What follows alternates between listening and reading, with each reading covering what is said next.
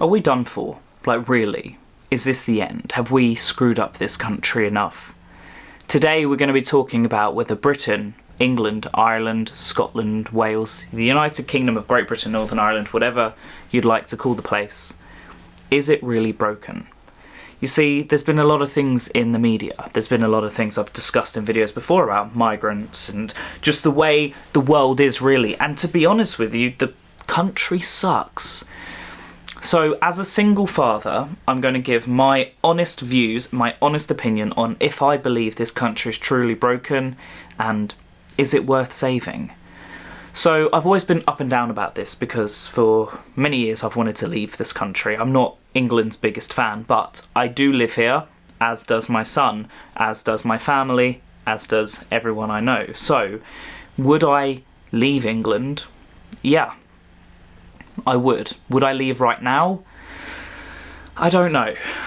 And this is where it gets to, is the country broken? Because it's getting there. It really is getting there, if it's not already. We have migrants which have been turning up on the shores. In fact, I saw in the news not long ago where it said how we'd not had migrants come to the shores in a long time. But I disagree. I have family live on the coast. Trust me, I very much disagree. The way that Labour Party has been, it's really destroyed the country. Is it worth saving? Yeah.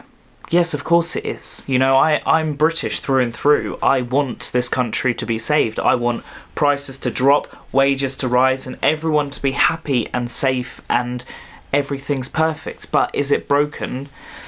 Yeah. There's no point beating around the bush about the question, is Britain broken? Because it is. We know it's broken. We know that there's a lot of issues here. People are leaving every single day. Thousands of people a year, tens of thousands of people, are leaving every single year for a better life abroad. Now, if I was to leave this country, where would I go? I would consider Australia, New Zealand, Sweden. These are all perfectly good options, to be honest with you, because England it isn't doing it. The wages, if I had a partner and both of us worked jobs just above minimum wage, as an example, in the area that I grew up in, we couldn't afford to live. We could not afford a property, we couldn't afford a mortgage, and we couldn't afford the rental prices there.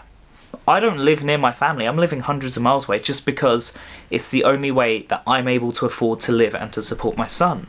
Do I want to live in this area? Yeah, it's all right here. It'd be better if everyone I knew was here because then I'd have a community around me. But I don't. And I think this country is broken. Politics are a big reason why this country is broken. But more importantly, I think that the people here, we've given up. We have. You can't deny that we've given up. Yeah, I've got a Union Jack on my balcony. Sure, right. I support this country. I was born in this country, I was raised in this country, as were my parents, as is my son. This country does mean a whole lot to me. It is my birthright, it is my birthplace, it is where my family is. But it is broken. Yeah, we can talk about all the bad bits, we can talk about the crime, which is absolutely astronomical. They say the crime ratings are going down, but they're not. We can talk about the migrant situation where we know they're turning up. We know what's happening. We could talk about the housing situation where more people are being made homeless every single day, usually at no fault of their own these days. We could talk about the house prices where houses are skyrocketing in price, rents are extortionate. You know, as the average common day person, life is difficult. It's struggling. And a lot of people can't survive it. You look at Wetherspoons as a great example. I used to be able to go to Wetherspoons 5-6 years ago and I could eat for next to nothing. I could drink for next to nothing. It was great. Today, I can get food cheaper elsewhere. I can. I could go to Pizza Hut. I could get a kid's meal at Pizza Hut and that's cheaper than a meal at Wetherspoons, and that comes with unlimited salad options. You know, there's lots of things in this country which I don't believe were affected by inflation, or that they just skyrocketed above inflation just because they could. 100%, 1,000,000% certain on that. Do we really need to be paying so much money for certain items? Like, just cereal, as a great example. You used to be able to get a box of cereal, even if it was the cheap off-brand stuff. They were pennies, realistically, and now there's a couple of pounds. Growing up, we used to use this blue shower gel liquid my mum used to get. We used to get it in Tesco's. It was 10p a bottle. I saw one like for about £1.10 the other day. It's the same thing. It's the exact same product in a smaller bottle. Okay, sure, it's not the plain white label that Tesco's used to do, but it's changed. The whole place has changed. And it's becoming unobtainable to live here. Yeah, we do have multiple serial landlords buying up all the properties and raising the price, and I'm mixed on that completely, because one part of me is like, properties should be cheaper, and if you've got so many properties you should lower the prices. But then the other part of me is like, well, they have worked for it. They've bought all these properties, well done to them, they've done really good jobs, and congratulations, you deserve to reap the rewards. It's like when Labour or any political party gets into power, they always say they're going to help people like us, they're going to be lowering taxes, they're going to be raising wages, and then it just never really happens. And I can tell you why it doesn't happen, it's clear as day. Have you looked how much the Prime Minister makes? It's a crazy amount of money. I think it's £110,000 or something. Now, if you're getting £110,000, why would you possibly want to pay tax on it? I wouldn't. You'll be doing every single legal loophole to not pay tax on it completely. So, rather than taxing the rich like you promised, you're not going to, because you're one of them and you need to save your own money. So, we're going to need the money elsewhere for the police and for bin collections or whatever, pretending we're filling potholes when we're not. And it falls down to us. It falls down to the common person, the lower denominator in this country, and it just happens time and time again. There never really was much of a caste system in this country, but there is now. There are rich and there are poor. It doesn't matter if you're on benefits or you have a career, you probably still are poor. There are people who are rich, who, honestly, they're all entrepreneurs and business owners, and well done to them. But when you look at places like BlackRock, companies like BlackRock who are buying up all the properties, I think that's not okay. Sorry, I don't think they should be able to do that. When banks are buying up properties, why is that fair? Because they've bought up properties when people are struggling to sell properties. It's crazy. People are struggling to sell them, but there's more people in the rental market. I remember just a couple of years ago when I was trying to rent a property and there was like 50 people. I was like 52nd in the queue, they told me, to view the property.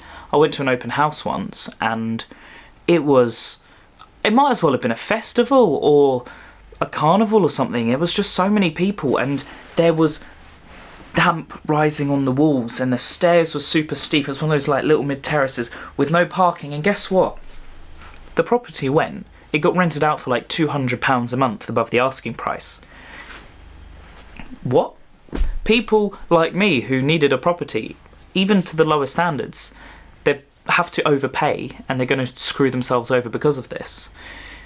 Britain is completely broken. Politics has broken this country, greed has broken this country, inflation has broken this country, everything has broken this country. It is fixable completely, whether you trust what Keir Starmer says or what Nigel Farage believes or whatever, that's completely up to you. I'm not here to talk about any particular political party, but in general, the country is broken. It's a dreary, rainy country. Okay, cool, we have the countryside, amazing. So what? So does every other country. Except Singapore, but so does everywhere else. They've all got lovely countryside and things, and we don't. I mean, we do. Okay, cool, they're nice. I like driving through the South Downs or through Wales. It's beautiful when it's not raining, but soon enough it's all going to be houses because there's so many poor people and there's so many people coming over from the boats. It's going to destroy our nature. You know, you go look at Brighton and see how much has expanded. Then go look at the countryside between Brighton and London. You've got places like Crawley and Redhill. Basically, you can drive from Horsham to central London through houses. And soon enough, that's going to go all the way down to Brighton. And all of that countryside there, the South Downs, it's going to be covered. It's going to be littered in houses every single day. I see posts online about things like that where people are buying up like 110 acres or whatever it is, and they want to put 5,000 houses on it, and it's happening all the time. When my mum lives just across the road, it happened. Like, hundreds of houses just got put there. You know, where other family lives, they want to put 4,000 houses. Near my grandfather, they want to chuck a few more thousand houses, and it's like, we don't have the road capacities for it anyway. Why do we have to be in this situation? Okay, yeah, I do understand the population is growing all the time, and we do genuinely need more houses, but if we sorted out this issue 30, 40 years ago when we needed to do it, and we spreaded out the properties throughout the nation rather than just destroying the actual nice bits that we've got, then it'd be a whole different situation. Instead, the government, they aren't building any more houses, and these people are building houses, these companies are building houses, they're not even to good standards, and they're destroying it. They're just these red brick, boring, tiny little pocket garden sort of places, and it's not nice. I'm sorry, but it's not nice. How is the nation ending up like this? I don't understand why we don't care about this stuff anymore.